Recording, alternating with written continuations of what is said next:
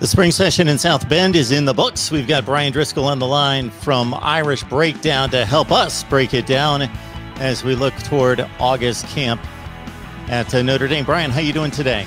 I'm doing great. Busy week, busy weekend, but I'm doing very well. Good to have you here to talk Irish. And, of course, the quarterback situation is front and center in regards to the evaluation. I thought it was fairly interesting that Brian Kelly had announced earlier in the week that Tyler Buchner would be live. So he would be the guy based on Kelly's just evaluation of him not being able to see the field during the 2020 season because of the pandemic and not being able to play live football for quite some time, that he wanted to see him under those circumstances. And that's very uncommon these days. And, of course, Jack Cohn and Drew Pine took most of the reps early in the game. So your thoughts about the quarterback situation? I was actually pleasantly surprised with the quarterback situation. I thought Jack Cohn played well, especially when you consider this was really only his 15th practices with these players and in the system. I thought he showed great anticipation, made some good reads. We did a video yesterday where we showed some clips of him. I mean, the ball, he's cocked and the ball's coming out as guys are hitting the top end of their route. We just didn't see that the last few years at Notre Dame, and he's already doing that. We saw Tyler Buchner even doing that. And what that tells me is obviously Coach Reese is working on that a lot, but it also shows me these are guys that have really good anticipatory skills, which is so important for quarterback, and especially for a guy like Jack Cohn who, doesn't have that monster arm that you can kind of overcome the ball not coming out on time. He's got to be precise and accurate and get the ball out. And outside of one mistake, throwing a pick, and then he missed one deep shot he should have hit, I thought he played well. And I think Brian Kelly's comments regarding Tyler Buchner have to be a great sign for Notre Dame fans, because one of my big concerns with Tyler Buchner was not only did he not play the 2020 season, he didn't play the 2018 season. He got hurt in the first game of the year. He tore his knee up in the first game of the year as a sophomore, missed that entire season, then dominated as a junior, and then play as a senior. So he hasn't played a lot of football, period. And so to hear that tells me that, A, he's having a really good spring. He had changed his arm, has changed his throwing motion while working with quarterback coaches in the offseason. And when we saw him at the Elite 11 last year, he wasn't spinning it the way that he did as a dominant high school player. That's now back to normal. So the fact that they're talking about we need to get him reps, we need to get him live reps, tells me that he's a lot more engaged in this battle than maybe we thought. And the dream scenario that I've been talking about for a while, Mark, is Jack Cohn or Drew Pine wins that job. And I think Jack Cohn, because it's very close talent-wise, but Jack Cohn's got the experience. But then Tyler Buchner plays so well that you just say, hey, we have to find some kind of role for him. And being an athletic player that rushed for over 1,600 yards and 28 touchdowns as a junior in high school and threw for over 4,000 yards, he brings a complementary skill set that you could say, hey, maybe he's the short yardage quarterback or the red zone quarterback, or, you throw him in every now and then, sort of like we've seen with what Clemson did with Trevor Lawrence early in 2018, where he'd come in and as sort of a rotation with Kelly Bryant, or going all the way back to Tim Tebow back in, 2006, right? When he was, he wasn't coming in to replace Chris Leak, but they found a role for him. He's just too good not to play.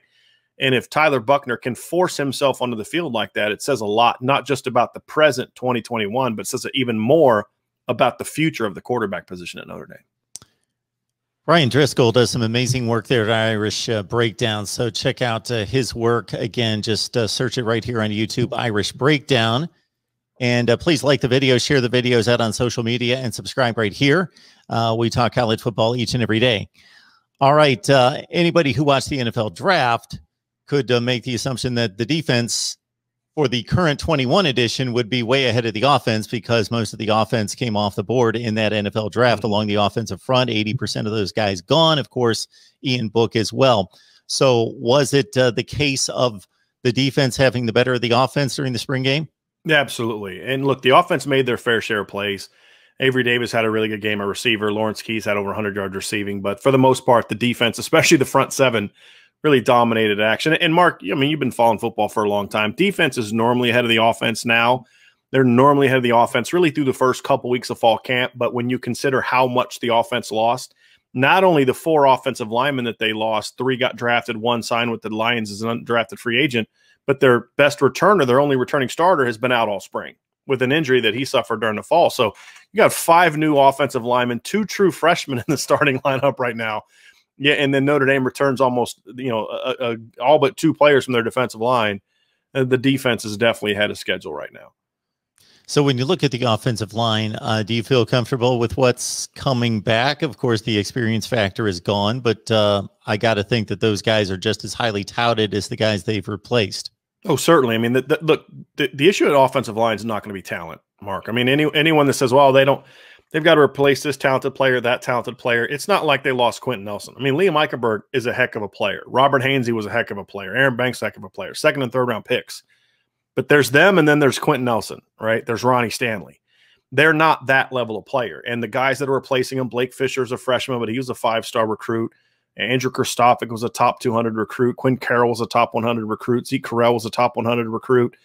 Josh Lugg was a top 150 caliber recruit. There's talent there. There's 4 guys coming back that have started at least 1 game in their career, so there is also a blend of experience. So no one's going to be able to say, well, they just didn't have the players this year. It's about whether or not Jeff Quinn, the offensive line coach, can get this group on the same page, which requires first, figure out who's going to play where, and then number 2, make sure that the communication improves, because that's been the biggest thing, is just not handling the twist. We saw a lot of end tackle or tackle end stunts that we saw yesterday, just basic like day 1 install stunts that the offensive line wasn't picking up. That's problematic. Those are the things that have to get fixed. If the line struggles this year, it's going to be a combination of experience and then just not having those guys mentally ready. It's not going to be about a lack of size or a lack of talent. The Irish coming off 2 playoff appearances in the past 3 years, hope to get back this fall, although some see it as a transitional year, minus the offensive line starters, Ian Book, as well as a few skill position players on the outside, and Tommy Tremble at tight end in particular. We got Brian Driscoll on the line from Irish Breakdown, and again, you hear the insight, the information, and the wealth of knowledge with him right here, so check out the full array on Irish Breakdown. All right, when you look at the various storylines that came out of spring camp, not just the spring game itself, but tie that all together, how do you feel about this football team today versus your thoughts a month ago? I feel better about this offense, this football team than I did a month ago, mainly because I feel better about the offense than I did a month ago. I think when you look at a guy like Lawrence Keys, who's always had the talent, it's just about him putting it all together and then getting that opportunity. He had a great spring. From all reports, we saw him show up in those little 3-minute video clips that we would get of each practice. But then, you do some digging and you talk to sources and everybody says, he had a great spring. Braden Lindsey was healthy. You look at guys that Notre Dame lost. Part of the reason that Javon McKinley and Ben Skoranek played the kind of snaps they did last year is because Braden Lindsey was hurt all year. Kevin Austin was hurt all year. Lawrence Keys had 2 different sicknesses and illnesses and injuries he had to deal with. So you had a lot of guys banged up last year. You weren't 100% healthy. Now those guys are back. You have a different type of athlete. So it's gone as the 6'3", 220 back shoulder, move the chain power forwards that Notre Dame put at receiver. And now you've got Avery Davis, who's 5'11", 190, or 200 pounds. You've got Lawrence Keys, who's 5'11", 170. Braden Lindsey, 6 foot, 175. Those guys can all run. So there's a different type of athlete there that you start saying, okay, there's some guys that can make plays. Is Kevin Austin going to be healthy? That's, to me, a big question mark. Chris Tyree had a big spring. They're using him and Kyron Williams in the backfield together more. So we're just seeing a completely different look. And to me, those are all steps. We've seen RPOs, all types. We saw move in the pocket. We saw some really interesting concepts, nice mesh between some horizontal stretch concepts, vertical stretch concepts. There just was a lot of different look to it. And to me, that's what's missing at Notre Dame. Defensively, they've been good enough to compete for championships the last 3 seasons. They held Alabama to their season low in scoring. They held Clemson to over 2 touchdowns below their scoring average back in 2018. It's, can the offense compete? And so far, the offense has been light years behind those other top programs. And these are steps to getting the offense going in that direction. And we didn't see Michael Mayer yesterday, who's arguably Notre Dame's best player. Him and Kyle Hamilton are in that competition for who's their best player, and neither of them played in the spring game yesterday. Yeah, you mentioned Mayer and Austin missing the game. I counted 15 names that missed yesterday's game. Are any of those guys a concern long-term from a none health that standpoint? None that are going to be where we were expecting to be playmakers. There's a couple guys that you say, I don't know if this guy's going to be able to keep playing football, but they were second, third teamers. When you look at Kyle Hamilton, Jacob Lacey, Jarrett Patterson, Kevin Austin, the only guy of that group that to me is a bit of a red flag is Kevin Austin. And the reason I say that, Mark, is foot injuries impact different athletes differently, right? An offensive lineman can break his foot and still be okay. A premium athlete, a corner, a receiver, that can be a more damaging injury, just like an Achilles can be more damaging to a skill player than it would be a big guy. And so we have to see whether or not Kevin Austin's going to be able to come back and get that burst back that he had before. So that is to me the only concern that I have of all the injured players. Kyle Hamilton could have played this spring.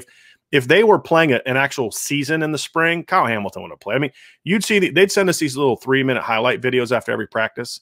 And there was a lot of defensive highlights, and after every one, you see Kyle Hamilton running on the field, jumping up and patting guys on the helmet. This was more about protecting him to make sure that an injury didn't get further damaged, knowing who he is, than it was about an injury that was concerning to about whether or not he's going to be full strength in the fall. So Austin's the only one of that group that you say, I'm a little skeptical. I need to see him do it. When you break your foot twice, that to me raises some concerns about, can you get back to that same level of explosiveness? We appreciate the work from Brian Driscoll on Irish Breakdown. He's joined us a few times to talk Notre Dame football, and it's obvious that he's got a huge investment in this, knows his stuff. So head on over to Irish Breakdown for Notre Dame football analysis there. We talk college football here every day, so lock it on in if you enjoy what we do, even if you don't agree with me. Discussion, debate, and analysis every day. Brian, with the 9 selections, that's only one behind Alabama and Ohio State. They're pretty much at the top of the sport right now. It's ahead of Florida, Michigan, a whole bunch of others. LSU ties with Georgia. And even in implementing a point system to mirror not just the depth and the overall mass of the picks, but the quality of the picks, the 9 selected rank right there with Georgia within a point. So just speak to the quality of the brand right now and the status of the program in factoring this heavily into the draft. Mark, this is Notre Dame's best opportunity in over 20 years to make that final jump. I mean, if you think about it, there is no negative momentum with Notre Dame right now, other than, you've had some bad losses, but a lot of teams would like to have a bad playoff loss because they've never been to the playoff. You've had a playoff appearance in 2 of the last 3 years. You're coming off of your best recruiting class in almost 7 years. And you just had your best recruiting class your draft class, your biggest draft class since 1994. And as you mentioned, it's not like a situation where like Penn State had 6 players picked. 3 of them went in round 7. Kentucky had 6 guys picked. I think 3 of them went in round 6 and 7. You're talking about Notre Dame had more day 2 picks than anybody in college football. I think they were tied with one other team for day 2 picks. Now they got shut out of the first round, which is the difference between them and Georgia, for example. But you're producing high premium. To me, premium draft picks are rounds 1 through 3. Notre Dame produced 5 of them. It was the second most that they've produced behind, I believe it was the 2014 draft class, which had like Zach Martin, Stephon Tuitt, Lewis Nix. You had some big time. I'm trying to think. Troy Nicholas was the second round pick in that draft class. So you're creating value. So everything is kind of going in the right direction for Notre Dame to finally say to those 2 or 3 recruits that could really turn the program around to say, hey, look, we're almost there. We're in the playoff 2 of the last 3 years. Look at the draft class we had. We can get you to the NFL.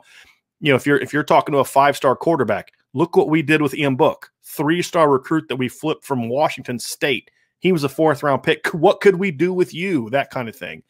So, Adi Ogundeji was a 3-star recruit that they flipped from Western Michigan, didn't have any in-state offers. Look what we're doing with those guys. Imagine what we could do with you, 5-star recruit. And I think this is that opportunity for Notre Dame to really hammer that and build the roster up where they can really close the gap with those teams. They're closer than they've been, Mark. And since 93, this is the closest Notre Dame has been. Now they have to take advantage of this momentum and seal the deal with 2, 3, 4 recruits a year that they're currently not getting. Irish Breakdown, folks. It's great stuff. Even if you're not a Notre Dame fan, if you want to follow the best programs and if you're a college football nerd, you head on over there and catch Brian's work right there. Brian, we always appreciate you stopping by. It's always awesome stuff. Thanks for having me on.